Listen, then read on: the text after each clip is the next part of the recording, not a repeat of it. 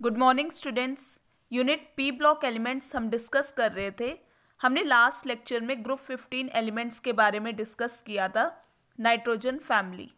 In today's lecture we will discuss group 16 elements, oxygen family.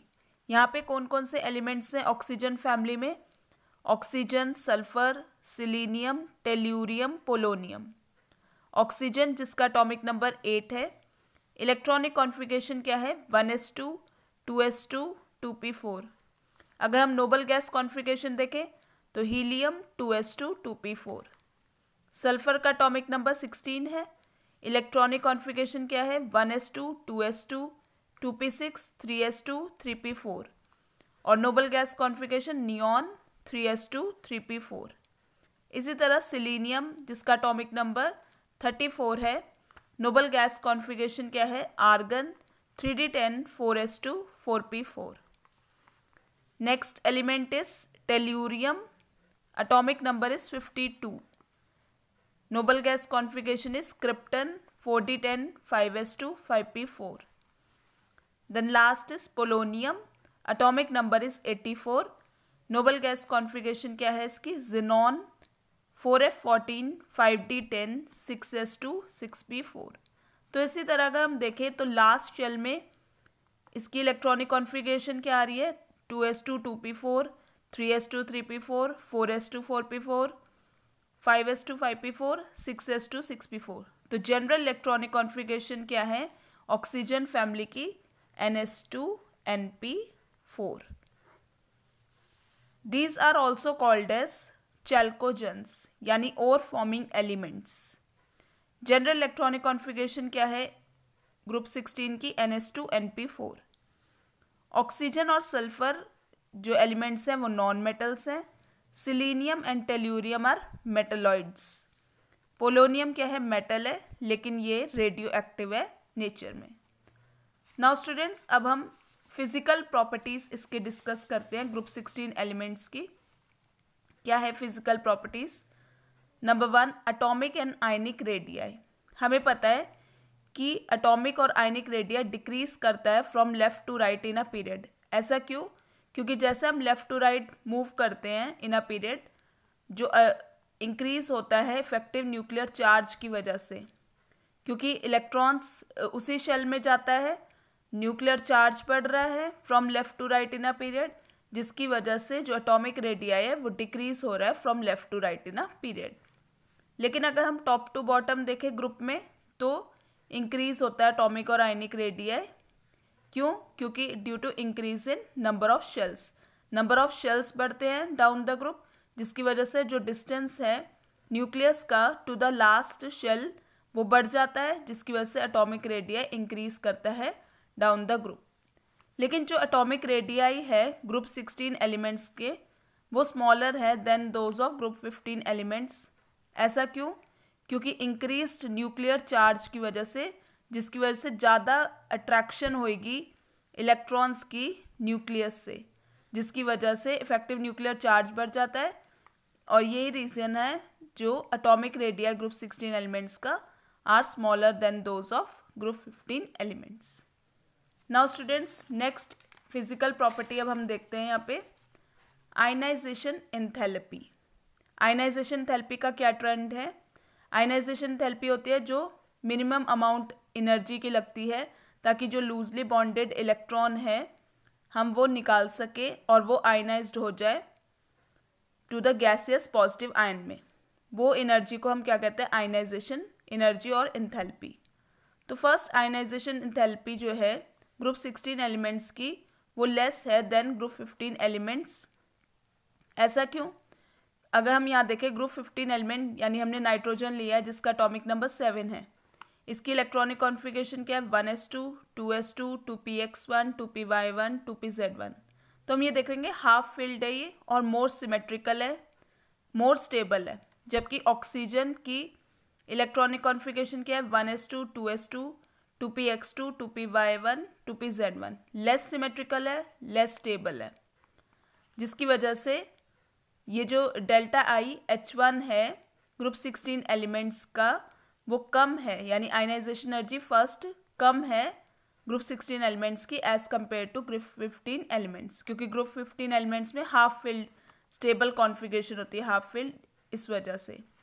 लेकिन जो second ionisation enthalpy है group 16 elements की वो ज़्यादा है as compare to group 15 elements की सेकेंड आयनाइजेशन एंथैल्पी से। ऐसा क्यों? क्योंकि जब नाइट्रोजन में से एक इलेक्ट्रॉन निकल गया तो N पॉजिटिव में चेंज हो गया। अब यहाँ पे जो दूसरा इलेक्ट्रॉन जो निकलेगा वो यहाँ से लेस सिमेट्रिकल, लेस स्टेबल से कॉन्फ़िगरेशन से निकलेगा। जबकि यहाँ पे ऑक्सीजन के केस में क्या है, जब यहाँ पे एक इलेक्ट्रॉन जाएगा तो यहाँ पे मोर सिमेट्रिकल इलेक्ट्रॉनिक कॉन्फ़िगरेशन आ जाएगी, more stable electronic configuration 2px1, 2py1, 2pz1 more stable है। तो डेल्टा IH2 जो सेकंड है वो ग्रुप 16 एलिमेंट्स की ज़्यादा होगी as compare to group 15 elements, क्योंकि स्टेबल कॉन्फ़िगरेशन की वजह से हाफ फिल्ड हो गई और हाफ फिल्ड मोर सिमेट्रिकल होती है। नाउ स्टूडेंट्स, अब हम नेक्स्ट प्रॉपर्टी देखते हैं, next physical property, that is electronegativity. Electronegativity group 16 elements की ज़्यादा है as compare to group 15 elements. ऐसा क्यों? Due to smaller size of group 16 elements as compare to group 15 elements. Next है हमारा electron gain enthalpy. Large values है electron gain enthalpy की। Electron gain enthalpy क्या होता है? वो एनर्जी रिलीज्ड होती है जब एक्स्ट्रा इलेक्ट्रॉन ऐड होता है ताकि वो कन्वर्ट हो जाए गैसेस नेगेटिव आयन में। बिकॉज इनकी हाई टेंडेंसी है टू एक्सेप्ट 2 एडिशनल इलेक्ट्रॉन्स, और ताकि वो नोबल गैस कॉन्फ़िगरेशन में चेंज हो जाए, इस वजह से ग्रुप 16 एलिमेंट्स की लार्ज वैल्यूज़ है इलेक्ट्रॉन गेन एंथैल्पी की। इलेक्ट्रॉन गेन एंथैल्पी लेकिन ऑक्सीजन की लेस नेगेटिव है due to its small size, जिसकी वजह से इलेक्ट्रॉन इलेक्ट्रॉन रिपल्शंस होगा in relatively small 2p shell में, वो ज़्यादा होगा, जिस वजह से जो इलेक्ट्रॉन गेन एंथैल्पी है ऑक्सीजन की वो लेस नेगेटिव है due to its small size. Next is non metallic और metallic character. Because of high ionization enthalpy की वैल्यूज़ जो है वो ज़्यादा है of group 16 elements, they are less metallic. However, as we move down the group, the ionization energy decreases, जिसकी वजह से metallic character क्या होता है? increases down the group. Now students, अब हम chemical properties discuss करते हैं group 16 elements की। ऑक्सीडेशन स्टेट, इनकी जनरल इलेक्ट्रॉनिक कॉन्फ़िगरेशन क्या है? NH2NP4, जिसकी वजह से +6 तक ऑक्सीडेशन स्टेट ये शो कर सकते हैं। ऑक्सीजन -2, -1, +1, +2, ये इस तरह से क्यों शो करते हैं? Due to absence of d orbital की वजह से ऑक्सीजन -2, -1, +1 और +2 शो करता है। जबकि सल्फर, सिलीनियम, टेल्यूरियम और पोलोनियम ये शो करते हैं +6 तक ऑक्सीडेशन स्टेट, -2, +2, +4, +6। इसी तरह सिलीनियम -2, +2, +4, +6 शो करते हैं। टेल्यूनियम -2, +2, +4, +6 ऑक्सीडेशन स्टेट शो करते हैं। ऐसा क्यों? Due to the presence of d orbitals की वजह से। एलिमेंट्स ऑफ ग्रुप 16 शो करते हैं ऑक्सीडेशन स्टेट फ्रॉम -2 टू +6, लेकिन इनकी कॉमन ऑक्सीडेशन स्टेट है -2, +2, +4 और +6। ऑक्सीजन की अगर हम बात करें तो इन द ग्राउंड स्टेट इसकी इलेक्ट्रॉनिक कॉन्फ़िगरेशन इस तरह है, और यहाँ पे कोई भी d ऑर्बिटल नहीं है, जिसकी वजह से ये -2, -1 और +1, +2 ऑक्सीडेशन स्टेट ही शो करता है। जबकि अगर हम सल्फर एटम के देखें तो यहाँ पे ये 3s 3p ऑर्बिटल है, देन 3d में यहाँ पे एक्साइट हो सकते हैं इलेक्ट्रॉन्स, जिसकी वजह से यहाँ पे क्या है? 2 अनपेयर्ड इलेक्ट्रॉन्स है, इस वजह से यहाँ पे +2 ऑक्सीडेशन स्टेट शो कर रहा है। और यहाँ पे क्या हो गया? ये एक्साइट हो गया 3p में, एक्साइटेड स्टेट में ये यहाँ जंप कर गया 3d ऑर्बिटल में, जिसकी वजह से 4 अनपेयर्ड इलेक्ट्रॉन्स हमें मिल गए, तो ये 4 ऑक्सीडेशन स्टेट शो कर रहा है। इसी तरह ये नेक्स्ट एक्साइटेड स्टेट में ये वाला इलेक्ट्रॉन यहाँ चल जाएगा, तो इस तरह से 1 2 3 4 5 6 हमें ऑक्सीडेशन स्टेट शो करने को मिल जाएगी सल्फर की, due to the presence of d orbitals की वजह से। नाउ स्टूडेंट्स, लेकिन इनर्ट पेयर इफेक्ट की वजह से, इनर्ट पेयर इफेक्ट क्या होता है, जो NS जो इलेक्ट्रॉन्स हैं वो पार्टिसिपेट नहीं कर पाते बॉन्ड फॉर्मेशन में, वो इनर्ट हो जाते हैं बॉन्ड फॉर्मेशन के लिए, जिसकी वजह से जो स्टेबिलिटी है +6 की वो डिक्रीज करती है डाउन द ग्रुप, और जो स्टेबिलिटी है +4 ऑक्सीडेशन स्टेट की वो इंक्रीज करती है down the group due to inert pair effect की वजह से। Next is the trends in chemical reactivity. Reactivity towards hydrogen,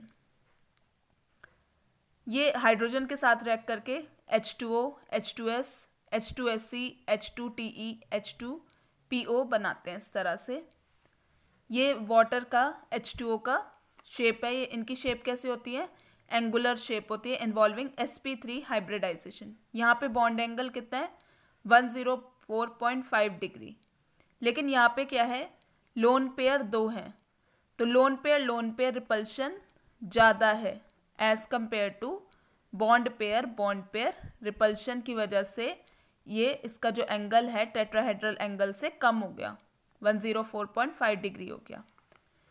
इन सभी हाइड्राइड्स की एंगुलर शेप है involving sp3 hybridisation of the central atom. H2O, H2S, H2SE, H2TE, bond angle क्या है यहाँ पे 104.5 डिग्री, 92.1 डिग्री, 91 डिग्री और 90 डिग्री। ऐसा क्यों है, due to stronger lone pair repulsion than bond pair repulsion according to VSEPR theory, valence shell electron pair repulsion theory. ये जो बॉन्ड एंगल है वो डिक्रीज कर रहा है from tetrahedral value to 109 degree 28 minutes to 104.5 degree. Volatility, ये जो hydrides हैं ग्रुप 16 के सभी वोलेटाइल है, यानी आराम से वेपर्स की फॉर्म में उड़ जाते हैं। Their volatility however first increases from H2O to H2S और फिर उसके बाद डिक्रीज करती है फ्रॉम H2S टू H2TE। ऐसा क्यों, क्योंकि बॉइलिंग पॉइंट पहले डिक्रीज हो रहा है एंड देन इंक्रीज हो रहा है। Abnormally high boiling point water का किस वजह से, क्योंकि वाटर बनाता है स्ट्रॉन्ग इंटरमोलिकुलर हाइड्रोजन बॉन्डिंग, इस वजह से वाटर का हाई बॉइलिंग पॉइंट है। नेक्स्ट जो प्रॉपर्टी है वो है एसिडिक कैरेक्टर। ये जो हाइड्राइड्स हैं ग्रुप 16 एलिमेंट्स के, वो एक्ट करते हैं वीक डाइप्रोटिक और डाइबेसिक एसिड्स। इनकी एसिडिक स्ट्रेंथ हाउएवर इंक्रीज करती है down the group from H2O, H2S, H2SC, H2TE। ऐसा क्यों, क्योंकि एटॉमिक साइज इंक्रीज होता है down the group, bond length increase हो रही है जिसकी वजह से बॉन्ड स्ट्रेंथ डिक्रीज हो रही है, यानी कम एनर्जी लगेगी बॉन्ड तोड़ने में। As a result bond dissociation energy decrease हो रही है डाउन द ग्रुप, इस वजह से एसिडिक कैरेक्टर क्या हो रही है, increases down the group. Next property is thermal stability. Thermal stability hydrides की डिक्रीज होती है फ्रॉम H2O टू H2TE। यही रीज़न है क्योंकि बॉन्ड डिसोसिएशन एनर्जी डिक्रीज कर रही है डाउन द ग्रुप, क्योंकि एटॉमिक साइज इंक्रीज हो रहा है down the group, bond length बढ़ रही है, बॉन्ड डिसोसिएशन एनर्जी डिक्रीज हो रही है, इसलिए थर्मल स्टेबिलिटी डिक्रीज होती है फ्रॉम H2O टू H2TE।